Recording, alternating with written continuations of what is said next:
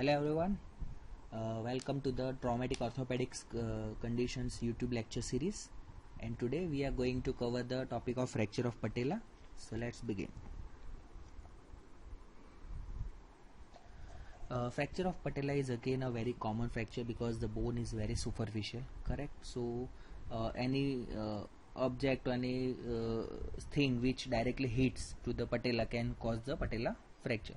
Sometimes an indirect force can also cause the patella fracture in some cases when the patella is weak, like osteoporosis or any other pathological conditions.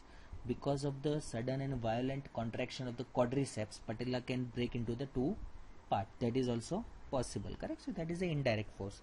So fracture is possible with the direct, indirect force or force. And there are mainly two types of fracture.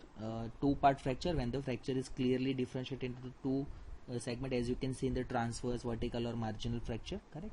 And second is a stellate fracture. It is a comminuted fracture. As you can see in this way, there will be multiple parts of the bones will be there, and that is possible in cases of fall on the knee or any object is hitting directly over the patella. At that time the stellate fracture is common, correct? Displacement is very rarely seen in the displacement is common, correct, but the displacement is prevented by the soft tissues which are located around the knee joint, correct? As you can see in the upper side, proximal side, is a patellar quadriceps tendon, patellar tendon, and medial and lateral retinaculi, correct? So these are the structure which supports the patella from all over the side, and it keeps the patella in position, correct? But if the force is too much or there is a sudden contraction of quadriceps is too strong, then it can cause the displacement of the fracture fragment.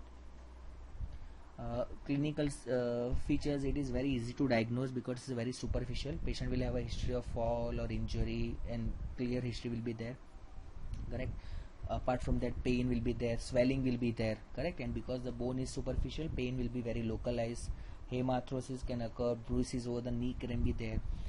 If patient can able to perform the knee flexion extension, then he will have a surely crepitus. Patient and you can feel the crepitus over the knee. And in cases of displaced fracture, you can clearly feel the gap. You can put your finger between the fracture fragment and you can feel the gap which is not present over the opposite side in the normal cases, correct? And obviously, as the force of quadriceps will not be transferred to the tibia, correct? So the lifting of the leg, the SLR, will not be possible for the patient, and because of the pain also, because patient will have a severe pain, so patient won't be able to do the SLR also, correct? And knee will remain in the sort of extension like an extensor leg. When the patient won't be able to do the complete extension, patient will remain slightly into the flexions. These are the features from which you can confirm the diagnosis that the patella fracture is there, correct? And to confirm the type of diagnosis to further investigate, you can go for the radiological examination. AP and lateral wear commonly taken for the fracture, but in this patella cases they will take the skyline view also, correct? As you can see, in the patient will be in the supine or the prone position, and at the 45-degree angle X-ray will be taken, and it will looks like this, correct? So it is taken to see the articulating surface between the femoral condyle and the patella, whether it is damaged or not. This is the skyline view of the patella. Now treatment completely depends whether fracture is fracture, which type of fracture is there, and whether it is displaced or undisplaced. If the fracture is undisplaced, correct, then the main purpose of treatment is to relieve the pain and just to allow the time for the healing, correct? We don't have to do anything, just give the immobilization, plaster cast, cylindrical cast from groin to just above the malleoli, correct? And ask the patient to take rest up to 3 weeks, as the patella has a very good blood supply because of superficial structure and high vascularity. Patella will heal very easily, correct? So in this cases, just immobilization for 3 weeks is more than enough, and then condition will be cured, correct? If there is a separation of the fracture part, correct, then we need to fix both the part together, correct? And that can be done by the tension band wiring.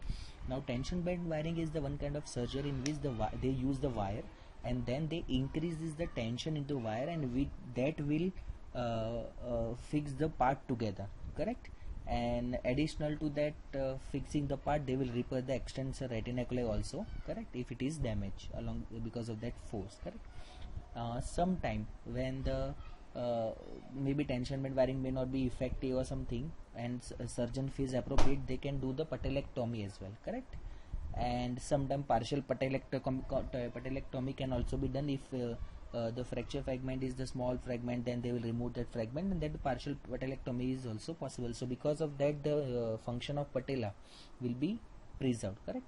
And this after surgery cylindrical cast is applied for 4 to 6 weeks to allow the tissue to heal, and then physiotherapy treatment can be started.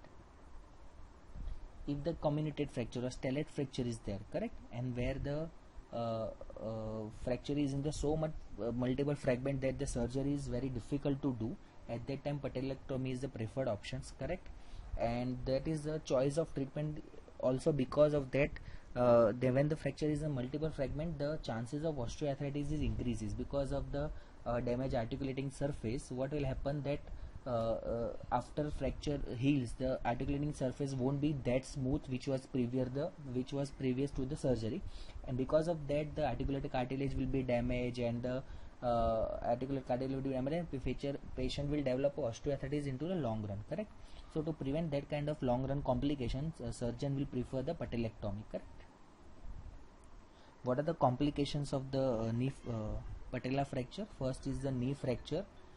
Knee stiffness, knee stiffness is common because of the immobilization of the leg in the prolonged duration of time in a single position, correct? And that is because of the tightness in the soft tissue, but physiotherapy will be very helpful in cases, and it can be prevented, correct? Extensor weakness is also common, and the reason is because of the immobilization and because of surgical sutures and everything. What will happen? Muscle will be remain uncontracted position for a long period, like a 3 to 4 weeks, and because of that quadriceps and structure will be weakened. But this complication can also be treated by the good physiotherapy by doing the properly strengthening. And osteoarthritis, as we already discussed, in case if the articulating surface is damaged, correct, and that can cause the osteoarthritis in the long run. In that cases, physiotherapy will be helpful. And in case of severe osteoarthritis, total knee replacement is the treatment of choice.